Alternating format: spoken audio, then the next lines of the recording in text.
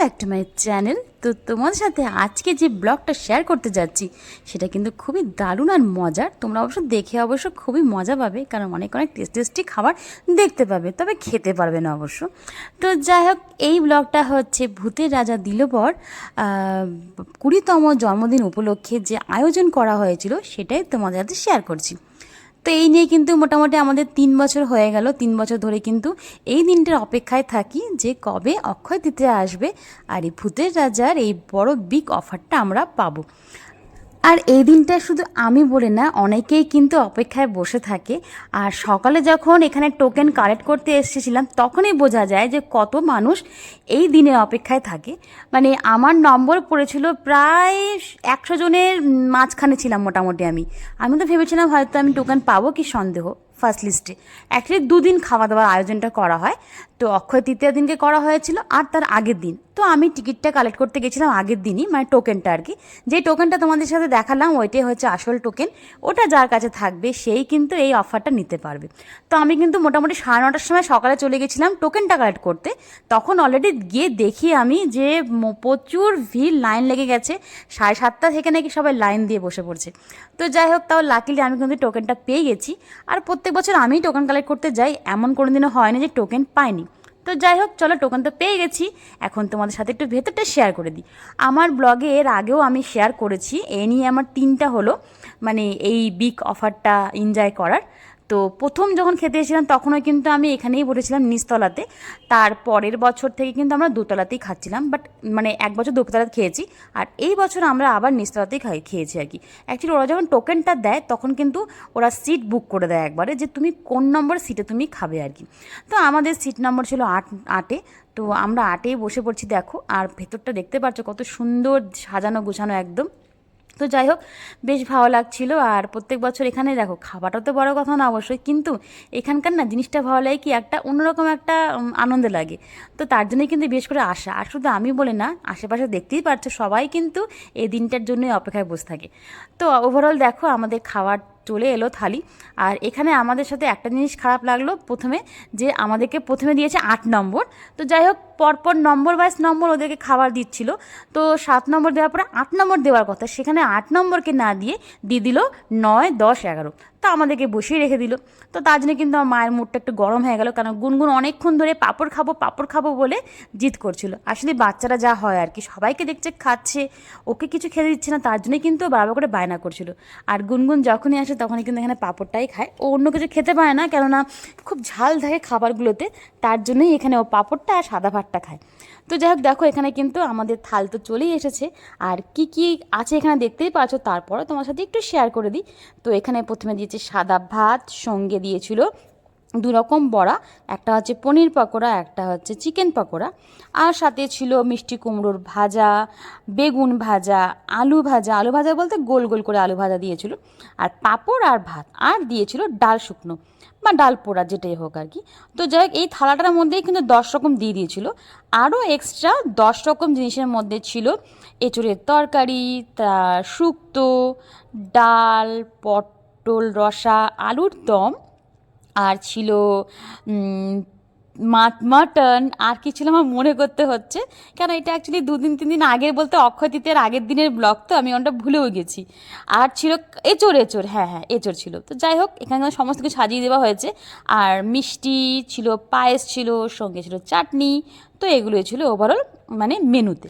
তো যাই হোক, 200 টাকায় 20 রকমের খাবার, এটা কিন্তু খুব একটা ইজি না। মানে সবাই কিন্তু এই অফারটা দেয় না সাধারণত। এটা কিন্তু সত্যি সত্যি বিগ অফারই, কেননা সাধারণত মাটনের দামই অনেক জায়গাতে নিয়ে নেয় হয়তো 400 বা 300, 350। সেই জায়গায় 200 টাকায় দিচ্ছে মাটন, সঙ্গে ভেটকি না, পাবদা মাছ। তাহলে ভাবতেই পারছো তো অফারটা কিন্তু খারাপ না। আর খাবারের কোয়ালিটি কি বলবো, ফার্স্ট ডে গেছি, ফ্রেশ খাবার একদম। খাবারের টেস্টও খুব ভালো ছিল। শুধু আমার একটা জিনিস ভালো লাগেনি, শাক ভাজাটা। শাক ভাজা বলতে ভুলে গেছি, ফার্স্টে শাক ভাজাও দিয়েছিল। কারণ আমি সাধারণত বাইরে শাক ভাজা খাই না, কারণ আমি একটুখানি ছুচি বলতে পারো, একটুখানি পিতপিতি, তো তার জন্যই আর কি পরিষ্কার করে বাছলো কি না, না নোংরাই বেছে কেটে ধুয়ে দিল, তার জন্যই আমি শাক ভাজা এমনি তো বাইরে খাই না, হোটেলে তো খাই না, তার মধ্যে তো এই মানে গণ শাক ভাজা তো সম্ভবই না খাওয়া। কারণ এখানকার শাক ভাজা মনে হয় না শাকটা একটুও বাছছে বা পরিষ্কার করছে, সাথে সাথে কেটে হয়তো অমনি ধুয়ে টুয়ে রান্না করে দিয়েছে, তার জন্যই কিন্তু আমরা কেউ শাক ভাজা খাইনি। তো যাই হোক, ওটা বাদে আর আলুর যে গোল চিপসটা দিয়েছিল সেটাও আমি খেতে পারিনি, সেটা ভাজাটা হয়নি, মানে তাড়াহুড়ো করে যা হয়, অবশ্য স্বাভাবিক সেটা, এত লোকের মানে টোটাল 400 লোক খাবে, তো সেই আন্দাজে বুঝতেই পারছো যে আয়োজনের মধ্যে একটু তো 19-20 হবেই, সেটা তো অবশ্যই সবাইকে একটু অ্যাডজাস্ট করতেই হবে। তো যাই হোক, ওভারঅল কিন্তু সমস্ত খাবার এলো, আমরা সুন্দর করে সাজিয়ে গুছিয়ে নিলাম, কেন আমরা যারা ইউটিউবার তারা খাবার দিকেও ধ্যানের থেকেও বেশি আমাদেরকে দিতে হবে প্রেজেন্টেশনটা, মানে তোমাদের সাথে জানি আমি একটু সুন্দর করে শেয়ার করতে পারি, তার জন্য কিন্তু আমাকে দেখো খাচ্ছি কম আর ভিডিও করছি বেশি, আর প্রত্যেকটা খাবার সুন্দর করে আমি তুলে ধরেছি যাতে তোমরা দেখতে পারো। তো সবার প্রথমে খেলাম ডাল শুকনো দিয়ে, যেটা খেতে ঠিকই ছিল ওভারঅল, 10-এর মধ্যে আমি জাস্ট 3 দিতে পারি এটাকে। তারপরে নিয়ে এলাম আমাদের বাঙালির ঐতিহ্য খাবার, সেটা হচ্ছে শুক্তো। শুক্তোটা দারুণ হয়েছিল খেতে, আর বরাবরই কিন্তু এখানকার শুক্তোটা দারুণ হয় খেতে। আর এটা হচ্ছে মুগের ডাল, যেটা একটু ঝালটা বেশি হয়ে গেছিলো। তো যাই হোক, মুগের ডাল দিয়ে খাচ্ছিলাম। পাঁপড় তো বেশি নিতে পারবো না, কারণ পাঁপড়টা টোটালটা আমরা সরিয়ে রাখছি গুনগুনের জন্য, কেন ওই পাঁপড়টাই ও খেতে ভালোবাসে। তবু আমি অল্প রেখে দিয়েছিলাম, যে শেষ পাতে চাটনির সাথে একটু পাঁপড় না হলে ভালো লাগে না। তো আমি ডালের সাথে খাচ্ছিলাম এখানে পনির পকোড়া। তো যাই হোক, এই বছর কিন্তু যতটা দেখলাম আর কি 20 রকমের মধ্যে নতুন দেখলাম আমি আলুর দমটা, আদারওয়াইজ সমস্ত কিছু কিন্তু প্রায় গত বছর খেয়েছিলাম আমরা। তো যাই হোক, যখন গত বছর খেয়েছিলাম তখন 19 রকম খাবার দিয়েছিল 190 টাকায়, এবার যেহেতু 200 টাকা নিচ্ছে তার জন্য 20 রকম খাবার। আবার নেক্সট ইয়ার নিবে 210 টাকা, তখন হবে 21 পদের খাবার আর কি, মানে 21 রকম মেনু থাকবে আর কি ভাত নিয়ে। তো এখানে কিন্তু আমার পনির পকোড়াটা থেকেও ভালো লেগেছে চিকেন পকোড়াটা, দারুণ খেতে, ওটাকে আমি 10-এ 8 তো কমসে কম দেবই দেবো। আর দেখো এখানে সবাই কিন্তু খেতে ব্যস্ত, আর কিন্তু আমাকে কিন্তু খেতে হচ্ছে, সাথে সাথে ভিডিও করতে হচ্ছে, বিকজ আই এম ইউটিউবার, আমাকে এটা করতেই হবে, এটা আমার কাজ। তো তারপরে নিলাম একটু আলুর দম।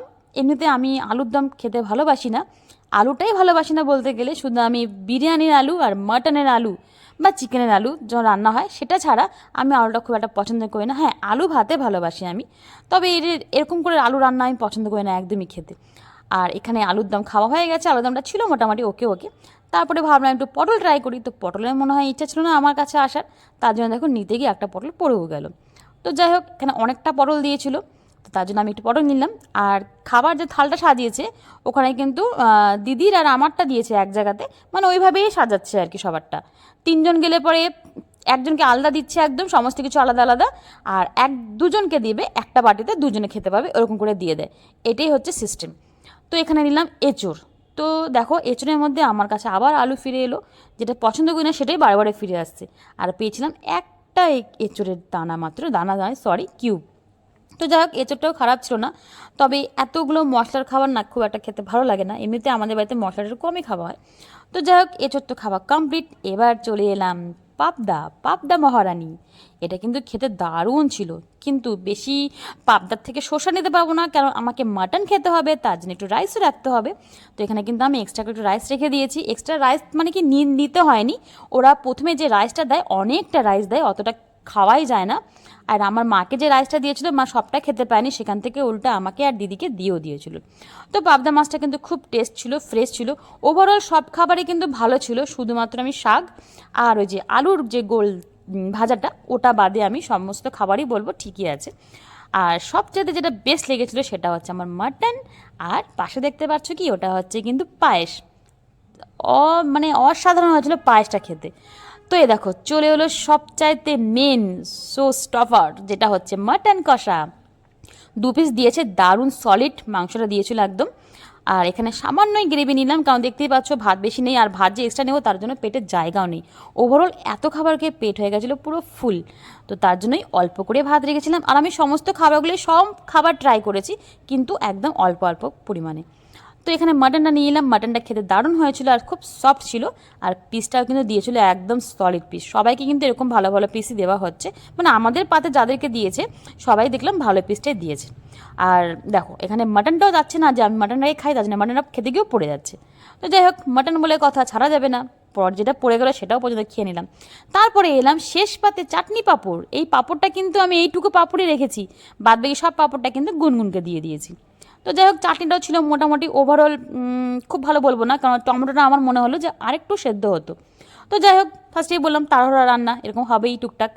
আর পায়েসটা ছিল অমৃত, মানে ওইটুকুতে পোষাচ্ছিল না, মনে হচ্ছে যে একটু যদি হতো তাহলে হয়তো ভালো লাগতো। তারপর এখানে খেয়ে নিলাম একটা রসগোল্লা, যেটা খেয়ে একদম ব্যাস থালা সাপার স্যাট। দেখো আমাদের সবার থালা, মানে আমাদের তিনজনের থালাই কিন্তু একদম পরিষ্কার, কোনো খাবার নষ্ট করিনি, শুধু শাক ভাজাটা আর ওই পাঁপড় মানে আলুটা বাদ দিয়ে সব খাবারই খেয়েছি। তো যাই হোক, আমার কাছে পড়েছিল এরকম আধকাচা আলু, কিন্তু দিদির কাছে কিন্তু ভালোই পড়েছিল। তো দেখো এখানে খাওয়া দাওয়া হয়ে গেলো, আর একজন দেখো এখানে উল্টে দেখাচ্ছে, যে ও বলতে চাচ্ছে যে এত খাওয়া হয়ে গেছে মনে হচ্ছে উল্টে যাচ্ছে এরকম। যাই হোক, জাস্ট মজা করলাম এটা। তো এখন তোমাদের সাথে একটু ওপরটা শেয়ার করি।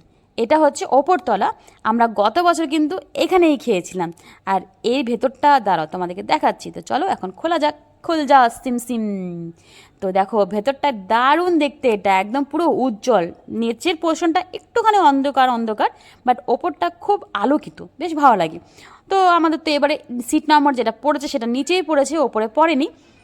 আর তোমাদের সাথে একটা কথা তো শেয়ার করাই হয়নি, সেটা হচ্ছে এই পুরো খাওয়া দাওয়াটা কিন্তু করাচ্ছে দিদি, কারণ দিদির চ্যানেলটা মনিটাইজেশন হয়ে গেছে, সেই খুশিতেই কিন্তু এই খাওয়া দাওয়াটা দিদি করাচ্ছে। তো যাই হোক, দিদির চ্যানেল মনিটাইজেশন হয়ে গেছে তোমরা অনেকেই জানো, আর নতুন করে আর কী বলবো। তো যাই হোক, খাওয়া দাওয়াটা কিন্তু দারুণ হয়েছিল। ওভারঅল ব্লগটা কিন্তু আর বেশি বড় করছি না, শেষের পথেই প্রায়। তো এই পর্যন্ত যে সকল বন্ধুরা আমার ব্লগের সাথে যুক্ত আছো তাদের সকলকে জানাই অনেক অনেক ভালোবাসা, এভাবে পাশে থাকার জন্য। আমরা এখন যাচ্ছি বাড়িতে না বাবা, আমাদের খাওয়া দাওয়া শেষ, নিয়ে নিয়েছি পান, এখন যাচ্ছি বাড়িতে। তো চলো আজকের মতন ব্লগ ভিডিওটা আমি এখানে টোটো থেকেই শেষ করে দিলাম, বাড়িতে পৌঁছানোর আগেই। চলো বাই, টাটা। দেখো টাটা বলো।